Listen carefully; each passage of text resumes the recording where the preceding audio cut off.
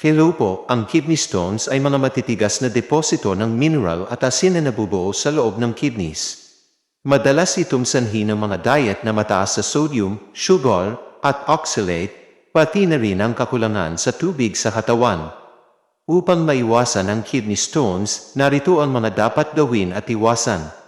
Parman 12 po uli, mga dapat gawin. Una, uminom ng sapat na tubig.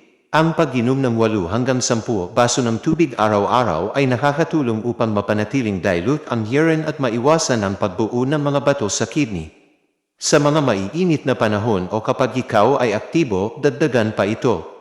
Pangalawa, kumain ng mga pagkain na mayaman sa calcium. Ang sapat na calcium intake mula sa pagkain, hindi supplements tulad ng gatas, keso, at yogurt ay nakakatulong upang maiwasan ang pagbuo ng oxalate stones. Ang calcium ay nagbibigay sa oxalate sa bituka bago ito makarating sa kidneys. Pangatlo, kumain ng mga prutas na may mababang oxalate. Pumili ng mga prutas na mababa ang oxalate tulad ng saging, melon, at papaya.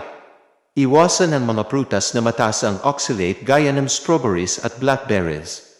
Ika-4, magdagdag ng citrate sa diet.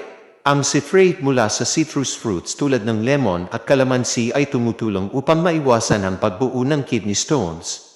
Pwedeng minom ng lemon water o kalamansi juice araw-araw. Ika-5, magpatingin regularly sa doktor. Regular na pagpapacheck up para sa monitoring ng kidney health ay mahalaga, lalo na kung ikaw ay may history ng kidney stones o nasa risk factor. Ingat po palagi. God bless po.